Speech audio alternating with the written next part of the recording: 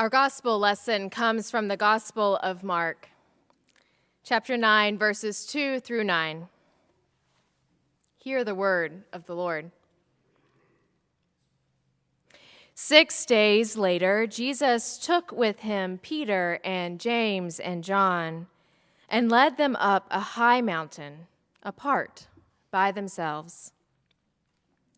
And he was transfigured before them, and his clothes became dazzling white, such as no one on earth could bleach them. And there appeared to them Elijah and Moses, who were talking with Jesus.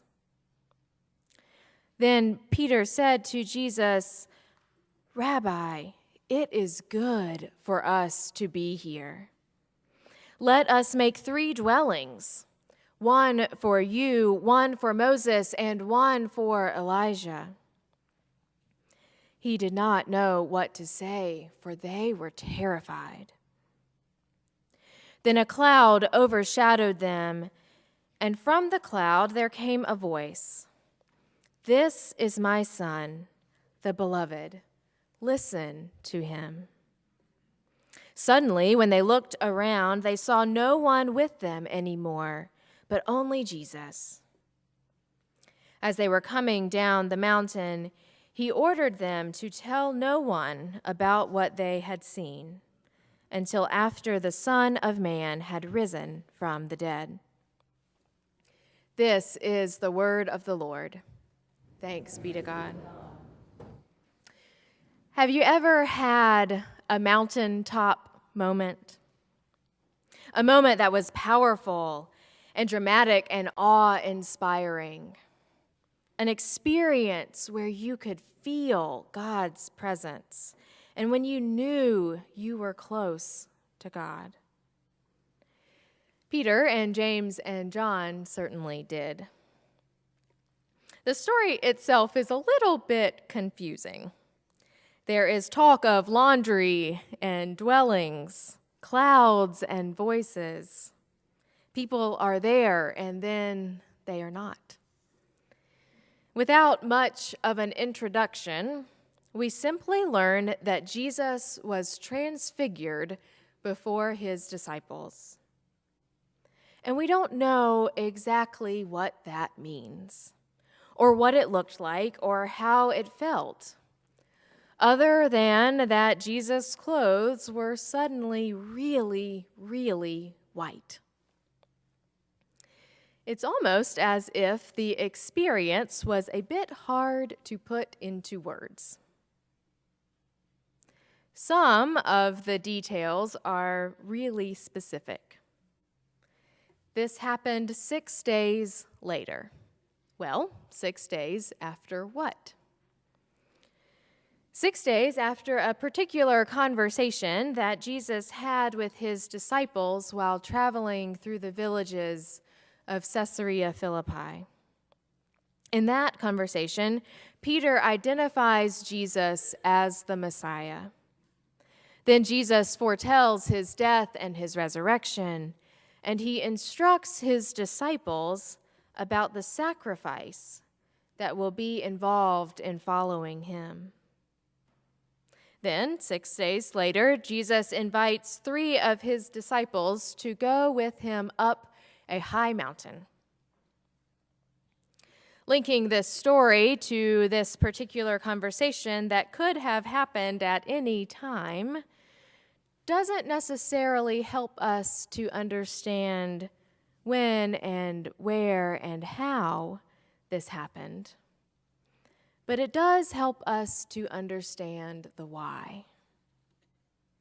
After this miraculous experience on the mountaintop, after seeing Jesus take on new form and be joined by 2 pillars of their Hebrew faith, after hearing the voice of God claim Jesus as God's own beloved Son, after all of this, they can have no question about who Jesus is. They are able to see Jesus clearly in all of his divine glory. He is not just their friend or their teacher, but the Son of God, the otherworldly, right there in front of them on the mountain. It's hard to know exactly what it would have been like to be there on the mountain in the midst of this miracle. Mark tells us that Peter didn't really know what to say and that the disciples were terrified. But Peter also said that it is good for them to be there. And although none of us was on that mountain near Caesarea Philippi, I would imagine that many of us have had our own mountaintop experience at one point or another. An experience of joy, a moment of clarity in our faith when we knew exactly who Jesus is, or a time of reassurance in the presence of God. Perhaps this happened for you while building houses on a TWAM trip. Or perhaps it was when your child was baptized.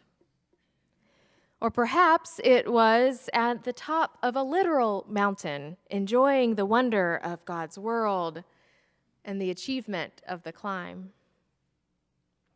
And perhaps, like Peter, you wanted to make it last.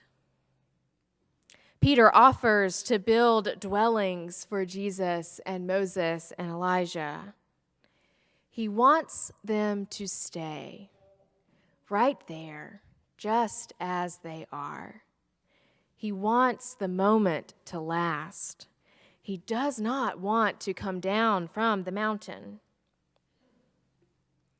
But the reality is that as much as we may want to stay in the bright light of Jesus' glory, we eventually come down off of the mountain.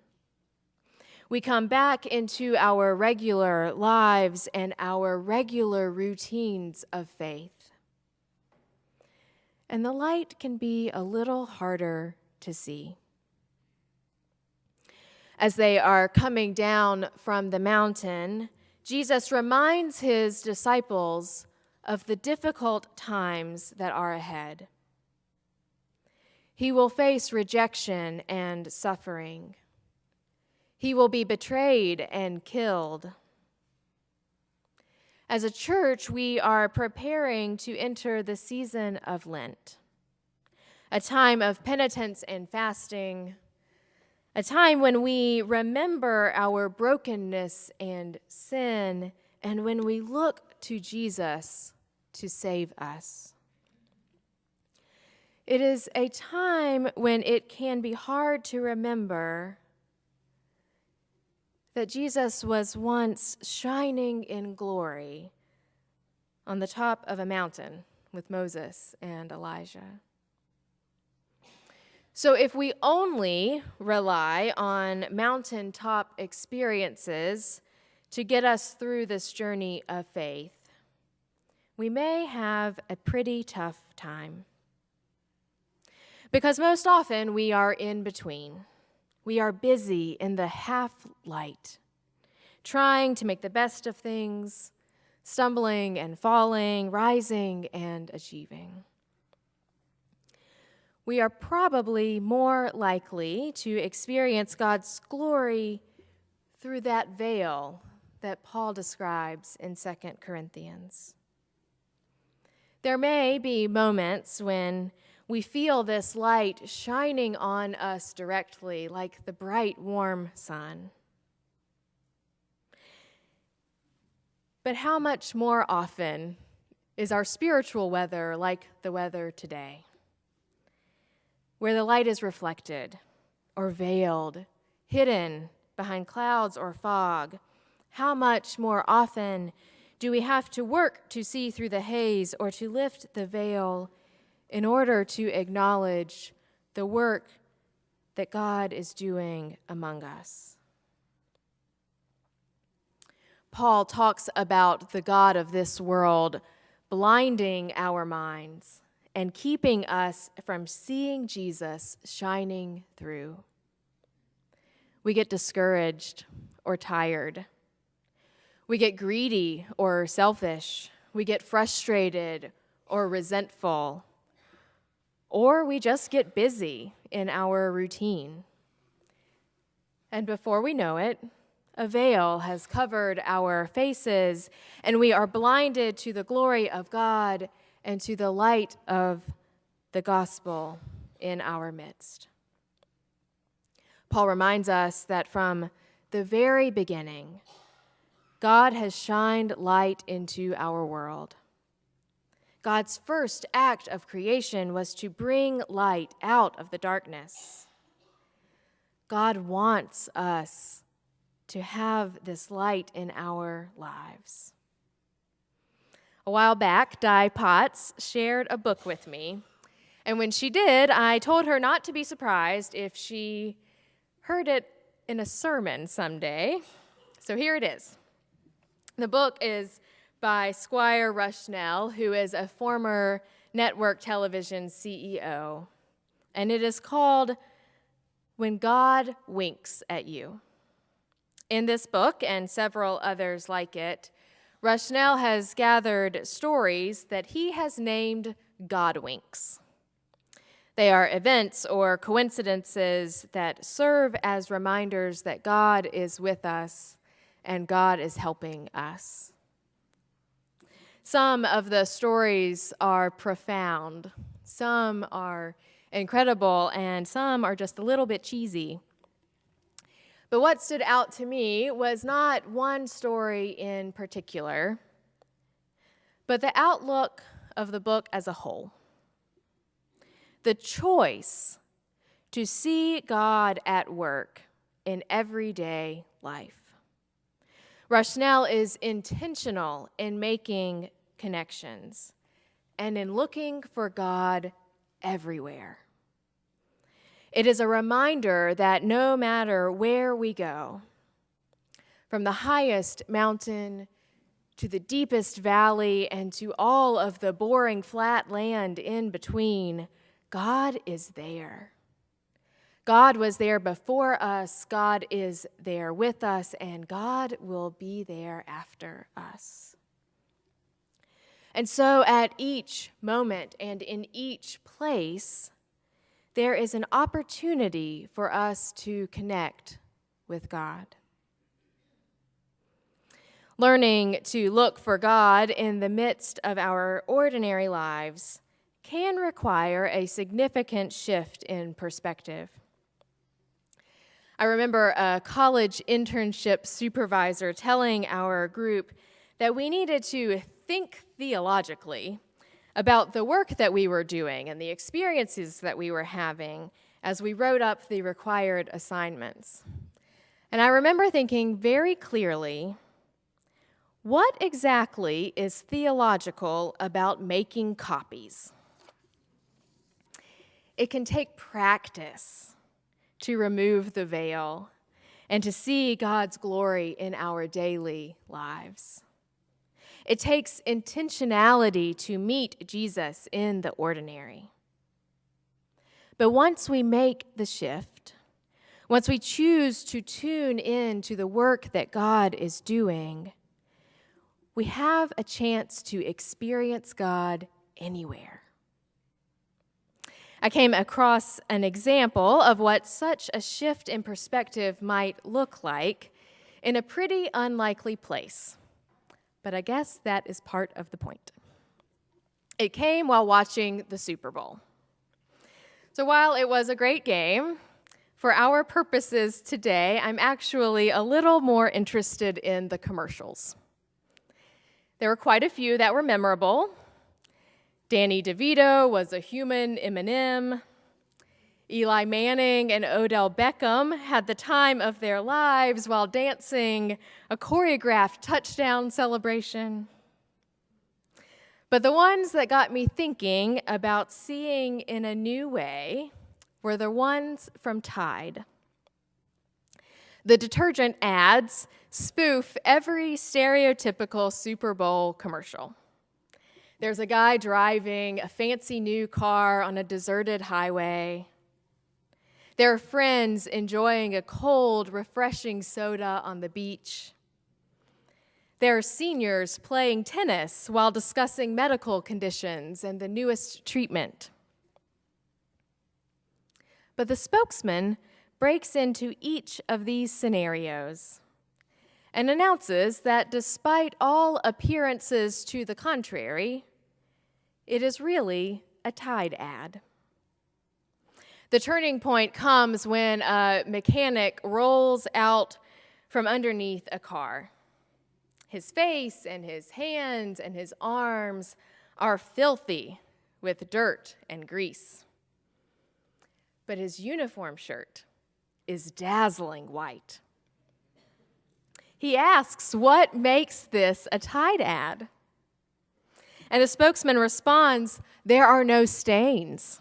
Look at those clean clothes.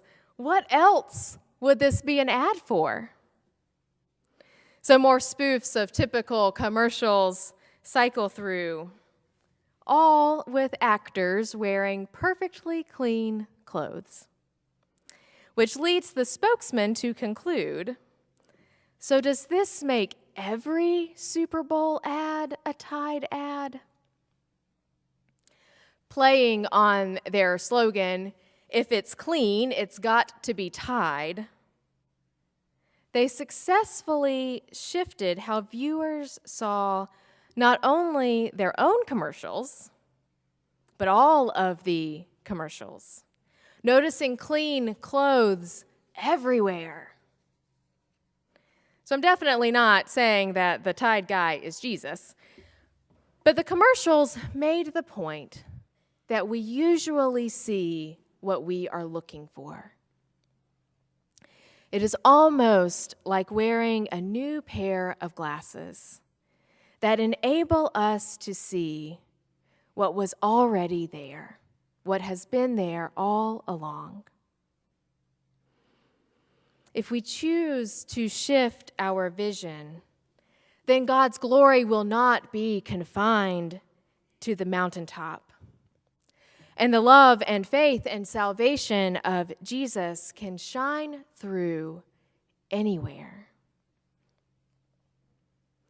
We probably have not often had the experience of standing at the top of a mountain with Jesus shining before us, talking with Moses and Elijah.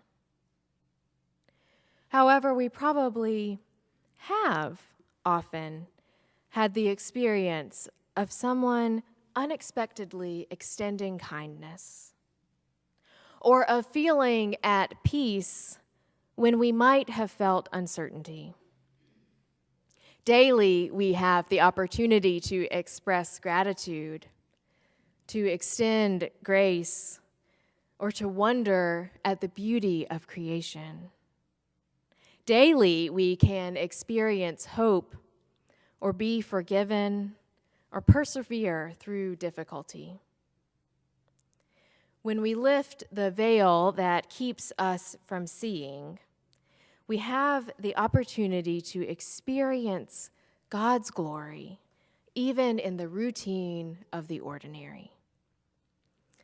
We can choose to connect to God while making copies, or while running errands, or while dropping change in the feed the fish bowl, or while talking with a coworker, or even while doing a load of laundry. May the light of Jesus shine through in every place and every time. Amen.